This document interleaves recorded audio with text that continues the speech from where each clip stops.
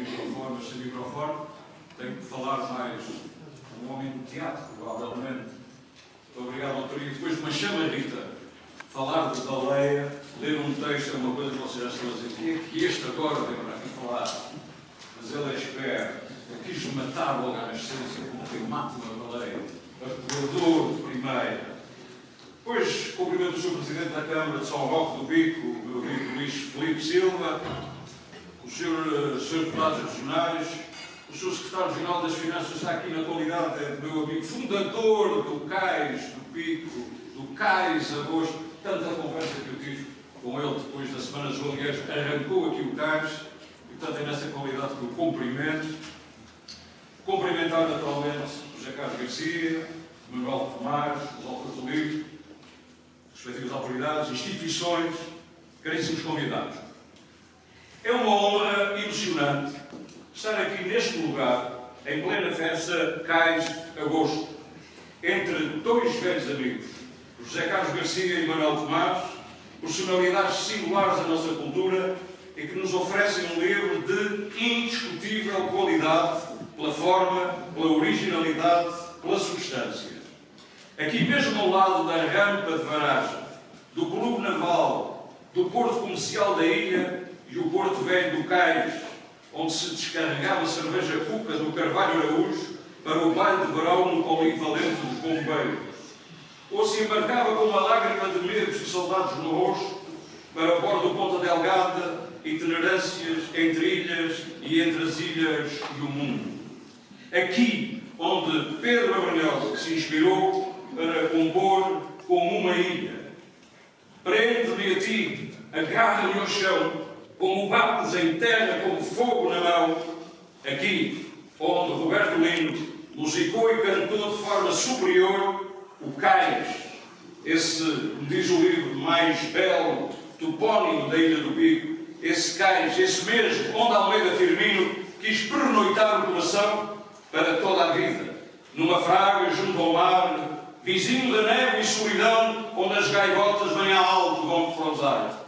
Aqui, tão perto neste cais, deitado sobre o vento, os barcos repousam a sua melancolia e recusam-se a cingrar neste mar azul, onde há frémitos de asas e remurmúrios de incensos, cuja aroma sabe bem ouvir, ou no cais, por que não no mar? As quilhas escrevem um poema que só os marinheiros sabem traduzir e eu descubro na umidade dos seus gestos a dúvida, o dilema, ficar, talvez partir.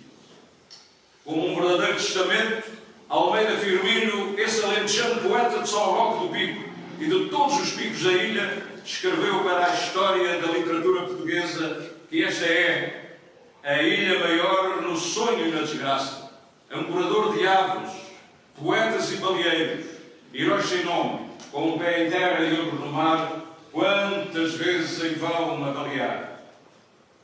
Daqui se acena aos navios que ao longe passam rumo ao Canadá e Américas. São Roque, hoje, capital do turismo rural, ontem centro da indústria baleeira, para onde se arrastavam. Eu ouvia lá em casa o meu avô, ele esta noite não veio tão cedo, foi arrastar baleias para o Cais do Pico. Mas, pelos vistos, é rebocado. As baleias para a fábrica, precisamente onde está instalado este belíssimo Museu da Indústria Baleeira. Recuando ao início dos anos 90, lembro perfeitamente, aqui em São Roque, da visita feita à casa do Eugênio Leal, então secretário regional do Turismo e Ambiente, uma visita feita por Chico Ferreira, Tavares de Melo e Rodolfo Ribeiro, apadrinhados pelo então Presidente da Câmara, António Carlos, em jeito de pedido de clemência para a urgente aquisição da fábrica, sob pena esta mesma fábrica, ir para as mãos da Junta Autónoma de Porto da Horta. Com muita luta pelo meio, a fábrica foi adquirida pela Secretaria do Turismo e não da Cultura, e as lanchas e os botes que foram depois distribuídos pelas juntas de freguesia. Com o processo de musealização em andamento, e sob a orientação do professor Rui Martins, a Universidade dos Açores é inaugurada a 20 de maio de 94 pelo primeiro-ministro Cavaco Silva, eu esteve aqui, o Museu da Indústria Baleeira, e consagrado em 1998 com a legislação regional definidora da desejada classificação, recuperação e preservação de todo o património baleeiro regional. Igualmente foi criada a legislação para uma definição completa das regras da atividade ligada à observação de baleias e golfinhos e até das famosas e únicas regatas de botes baleeiros dos Açores. Legislação imprescindível e histórica. Foi uma iniciativa governamental e interpartidária notável que envolveu, assim, com grande entusiasmo, Governo, Parlamento, Universidade, sociedade civil e parceiros sociais e académicos, investigadores, estudiosos e especialistas multidisciplinares na matéria. Essa documentação, trabalhada e reunida, trazida na altura para a comissão que estudou este processo, seria um excelente documento com as diferentes perspectivas sobre o fenómeno da caça à baleia nos Açores. Fica o desafio para o José Carlos Garcia. Já nessa altura se percebia que o futuro Museu Regional do Pico, já sob a tutela da Secretaria Regional de Educação e Assuntos Sociais, Direção Regional dos Assuntos Culturais, desde 1997, passaria por contemplar uma inevitável extensão dedicada à construção naval, com fortes tradições na freguesia Santa Mar do Pico e cujos construtores foram reconhecidos em Portugal e no estrangeiro, designadamente, como eu vi várias vezes, em San Diego, nos Estados Unidos da América. Um sonho sempre adiado e, naturalmente, por cumprir, que eu faço lembrar hoje aqui. Minhas senhoras e meus senhores, Baleia em São Roque é, para mim, uma ópera cantada e tocada a quatro vozes. Dois protagonistas, os autores, José Carlos Garcia, o etnólogo que bebeu da sociologia, a visão técnica, científica e apaixonada para lidar com os lugares, a sua gente, o seu património. E Manuel Tomás, o escritor filólogo, que é professor, jornalista, poeta, eu acrescentaria ensaísta de primeira água, temível editorialista e um sublime cronista. Todos estes atributos perpassam ao longo desta obra, que não é mais um livro, mas o livro que faltava para um novo entendimento, uma interpretação mais abrangente e de pormenor do fenómeno da baleação no Pico, em São Roque e nos Açores. Eu diria sobre a importância, o contributo de a vida, a palavra que falta no título, devidamente pensada, a palavra que se subentende no título do livro, da baleia, a vida da baleia em São Roque do Pico, até à vida da baleia nos Açores. Um livro a quatro vozes, porque não teve excluído de toda a ambiência que a narrativa proporciona o texto de abertura do Luís Filipe Silva, Presidente da Câmara, e o prefácio com a autoridade que nos oferece Lourenço Muniz, sintetizando de forma lapidar. Logo no início, diz ele, José Carlos Garcia refere o corpo social da baleia e os seus distintos processos de apropriação ao longo do tempo, da economia e das ciências às artes e humanidades. É na confluência das duas áreas muito distintas, a ciência e a literatura, que se situa a presente obra. É neste encontro que reside a sua originalidade. Este é, por isso, um livro original. É tão bonito quando o Luís Filipe Silva, freguesia, regressa à sua terra, à infância, como afinal todos nós gostamos, para brincar pelas ruas junto à fábrica, à rua do Capitão Mor, à rua da Pedra Grande, da Silveira, à rua do Piquinho. Quando ele regressa à Boca da Canada e recorda a tenda do sapateiro Lionel, a traseira da mercearia do Sr. João Fialho e as suas histórias. Recorda a barbearia do Mudo, ou como se aprende a aparelhar um caniço. É aqui que ele aprendeu tudo isso. E com o Florencio Muniz é tão bom entrar também neste livro, porque ele leva-nos, caminha-nos pelos tempos idos à origem do outro lado do canal. Porque, um pouco como acontece com Manuel Tomás, em que a fábrica de Porto Pinho exerce um poder simbólico, imagético e criativo, as baleias conheço-as desde antes de mim. Mestre João Cabrito, baleeiro respeitado, um homem do Porto Pinho, era meu avô. Uma confissão, homenagem doce e bela ao avô que nós nunca esquecemos. Todos nós tivemos um avô mais ou menos ligado à baleia. Fica esta nota porque faz parte do livro. Um livro cheio de vozes, dividido em duas partes que se prolongam e complementam. A cultura baleeira e o património sob uma escrita de pormenor, de detalhe, minúcia, com o desenho ilustrativo de grande rigor e belíssima legendagem. José Carlos Garcia leva-nos a conhecer o ciclo da baleia nas Ilhas dos Açores, de 51 até 1984. Eu diria, leva-nos do princípio ao fim desta real e mítica saga marítima açoriana. Ele fala-nos de muita coisa. Do cachalote, das origens da navegação costeira, a legislação e a organização da pesca à baleia, as formas de organização da produção baleeiras e os seus instrumentos, os atores e produtores da baleia, a patrimonialização, a musealização e a monumentalização. Ele está a se referir aos monumentos que há, que às vezes andamos distraídos e que há espalhados já pelos Açores e que têm a ver com o fenómeno da baleação. Ele lembra-os todos aqui neste livro. E as companhias baleeiras de São Roque do Pico, desde 85 a 42, as armações baleeiras reunidas no Cais Pico, em pormenor, em que predomina José Cristiano de Sousa, uma figura central como empresário e armador da caça à baleia industrial, com um espírito de negociador e expansionista.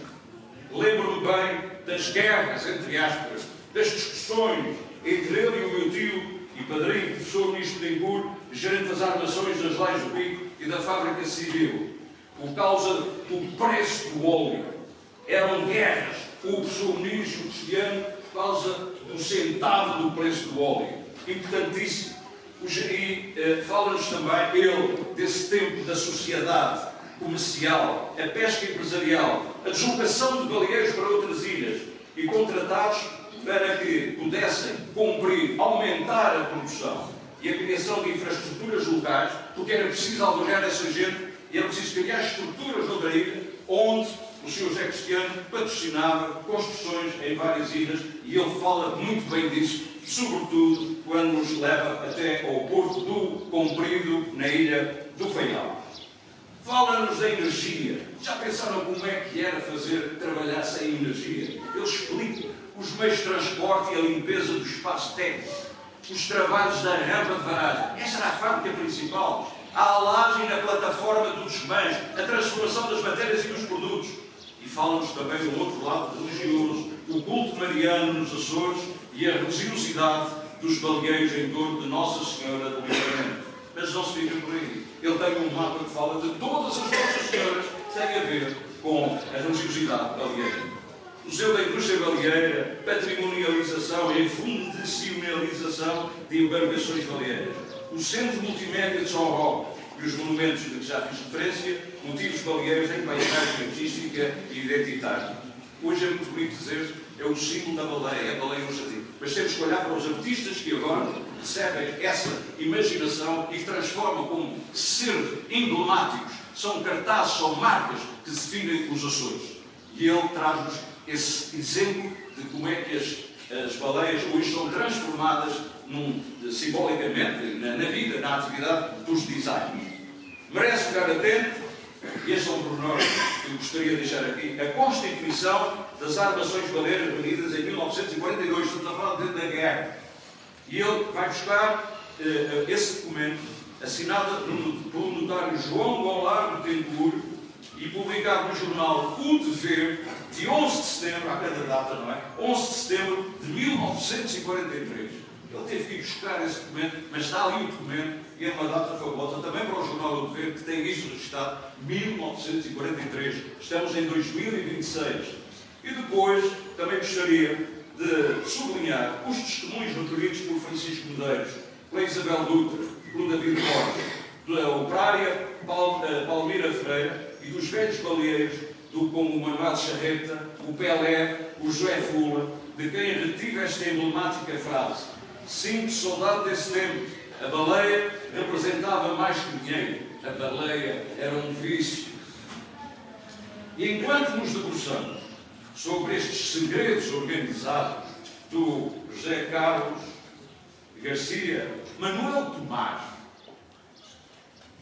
devaneia como um baleeiro do Cais Pico, inicialmente como uma ideia imaginada, antecipada para os lados do Porto Pinto, muito antes do Cais, para onde viria viver mais tarde, muito influenciado pela sabedoria do senhor seu pai, Miguel da Costa, carpinteiro de grandes recursos e muitos ofícios. Nesse faial, antes do Pico, sempre bailou, afinal, uma baleia da sua memória. E transportada facilmente, naquela idade, ele não tinha a idade que tem hoje, para os seus desenhos da idade escolar. Aqui, no Cais, já no Cais Pico, Manuel Tomás aprendeu o peso das coisas, não um peso abstrato, mas concreto, o das pedras irregulares sobre os pés, o das cordas úmidas, o dos nomes dos ventos ditos sem metáfora. Aqui no Cais, para o menino do outro lado do canal, tudo tinha densidade e consequência. Mesmo o silêncio parecia trabalhar os caminhos dos dias da vida e da navegação do futuro. Aprendeu todo o novo dicionário baleeiro com os seus novos colegas da escola, que sabiam muito mais palavras estranhas, pois para o seu vocabulário de menino e moço sabia pouco mais que remador, trancador, mestre e bote baleeiro. Inspirado por autores consagrados de quem gosta, convida-nos a viajar neste livro, convida-nos a trazer ao de cima a evocação dos seus nomes e das suas obras. Oferece-nos uma crónica, esse género que confunde o jornalismo e a literatura e que levou à consagração de excelentes autores como António Lobo Antunes, Miguel Esteves Cardoso e mesmo o nosso querido e saudoso Dias de Melo. Dominando com mestria todos os géneros do jornalismo, o Manuel Tomás, sendo ele o exímio cronista, oferece-nos neste livro, dizem eles, uma novela. Eu chamar-lhe-ia grande crónica romanceada, em que não falta a boa maneira, à boa maneira de Pedro da Silveira, não falta uma mesa de amigos, onde ele transporta o Almeida Firmino, o Dias de Melo, o Raul Brandão, o António Tarruque, o Manuel Alegre, o José Martins Garcia e o Vitorino Nésio, com citações de obras temáticas devidamente selecionadas, enquadradas e contextualizadas. Ele faz uma fina subtileza que traz as honras da casa. Ele é uma espécie de Cicerone neste livro, como se tendo à mesa os seus amigos, e serve à mesa em bandeja de prata e rosas na lapela. Ele traz-nos narcose, toadas do mar e da terra, pedras negras, vida vivida em terra de baleeiros, as ilhas desconhecidas, a mulher do Porto Pinho, o pico, o contrabando original, a fome e o mau tempo no canal. Manuel Tomás também desce a sul. Ele não se fica por cá. Ele veio do canal, mas sempre vai ficar sozinho aqui. E vai saborear os tempos modernos. Já não os tempos de antigamente, quando era menino e moço, mas os de hoje, para fazer a dicotomia, para fazer um flashback na vida e alimentar ainda mais a sua efervescente imaginação com o baleeiro de todos os mares e de todas as histórias para inventar. Ele desce até à Baía do Sul. Ele mesmo, plantado à boca do caneiro, na carreira fora, ali perto da rampa das regatas, o Ritinha, a fantasia, o fantástico e o fantasmagórico, a ilusão do progresso nas tardes, as senhoras da Câmara e esses rapazes, a viagem do genuíno, o mapa mundi, o relato do ecrã gigante, o penalti roubado, a cerveja do Eusébio, ali sentado na esplanada do Ritinho, o whisky na semana de Lourdes, os turistas de fora, o barco do francês, a lebre da vida, o Ritinho, homem da terra e do mar e do mundo, 2 livros e o cinema. E lá continuou ele a viagem com o Ritinho, pela porta fora, pela carreira fora, num barco da água sul. Céu limpo, montanha totalmente descoberta, mar azuladamente calmo e transparente, e o barco navegando à procura do rumo das baleias, já avistadas por vigia, e prontamente comunicadas ao nosso comandante Ritinho. Mais para a direita. A baleia aí, mais à direita. Isso, nessa direção, em frente, que ela já mergulha há mais de 20 minutos. Agora, E ontem, dia de São Vapor, a chegada de Terra Alta, os operários baleeiros na rampa aqui a trabalhar, trabalhando as baleias, a matéria-prima, trabalhando a matéria-prima, e eu, derretido nela, a prima da matéria, a Irene. Esse surgia sempre, enfim, o Manuel Tomás surgia sempre a alguém, sempre do nada, como se nascesse da própria ilha. O vento pulava-lhe vestido ao corpo, revelando-lhe as formas como uma crueza suavemente bela e linda, linda. Havia nela a mesma inquietação do mar antes da tempestade. Adorei esta frase. Havia nela, na Irene, a inquietação do mar antes das tempestades. Claro, ainda bem que o Manuel Tomás não é tão minucioso, detalhado e primoroso quanto o José Carlos Garcia. Pois só assim, senhor jornalista, professor, só assim poderemos respirar tranquilamente pelos pedaços de prosa onde não faltam amor, sensualidade e erotismo, sem corrermos o risco, se ele fosse minucioso do mundo, de as crianças esgotarem de soslaio alguma página menos aconselhável às suas idades. Este é um livro bem pensado, bem escrito, bem documentado, bem ilustrado, com desenhos únicos e belos do próprio José Carlos Garcia, que ultrapassa o desafio da Câmara Municipal de São Roque e do seu presidente, Luís Filipe Silva, e que a nova gráfica soube corresponder, como sempre, emprestando a sua qualidade reconhecida e os seus prémios.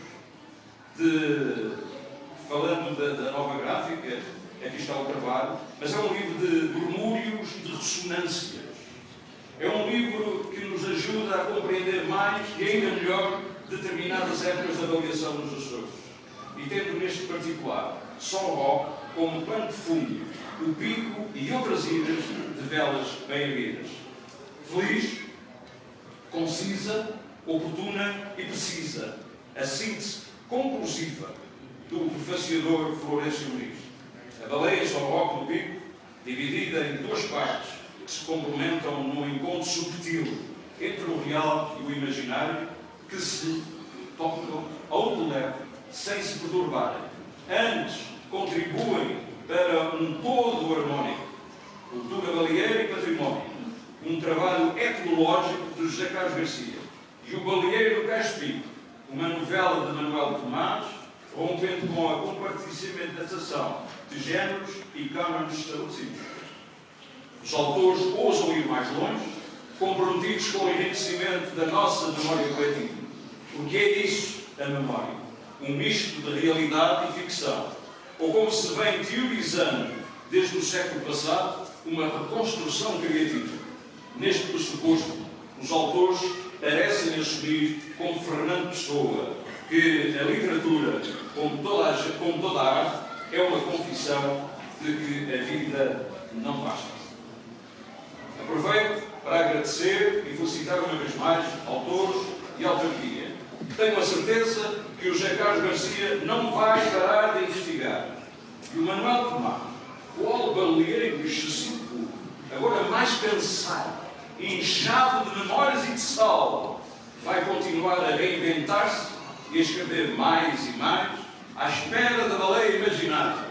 É premonitória, é inicial, é umbilical. E com a baleia imaginada, ele há de levar-nos a uma visita, há de trazê-la aqui, ao Museu da Indústria Baleeira, em plena noite de agosto, depois de um jantar na República Independente do Guindaste, porque, como se recorda com saudade Adelaide Batista, um grande especialista em Moby Dick, é no Atlântico, extenso e indómito que se navega, serena e a baleia, o mais portentoso animal da criação.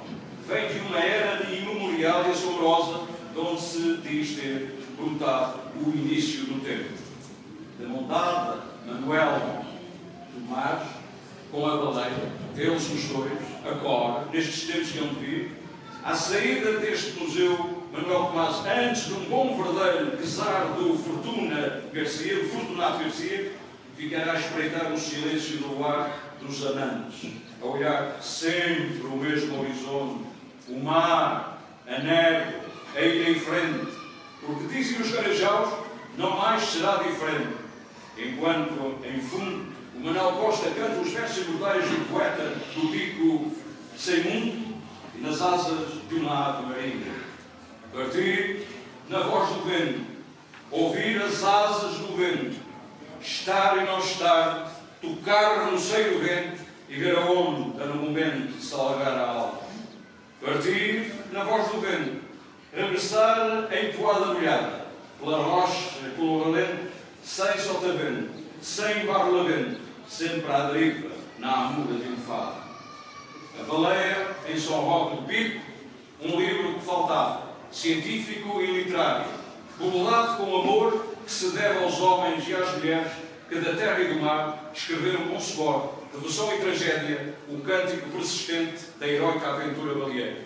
São silêncios, memórias, medos, mistérios, gente incompreendida de um só rosto, muitas vozes, um só tempo, um só lugar, virado a norte, com muitas ilhas dentro.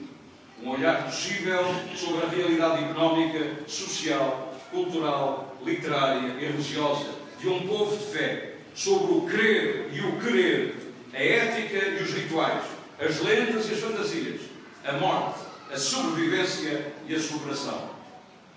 No cais, o baleeiro. Baleeiro, do cais, Manuel Tomás, o poeta excessivo. No cais do Pico, o baleeiro espera, mão de sal, olhos de bruma e mar. No peito leva a história e amores de outra era. No horizonte, o sopro a chamar. Agora é destino.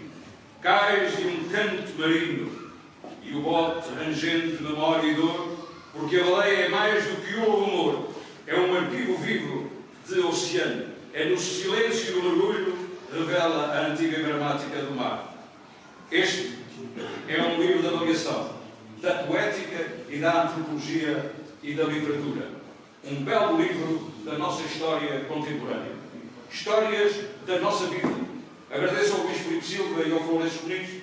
Obrigado, Sr. Carlos Garcia. Obrigado, Manuel.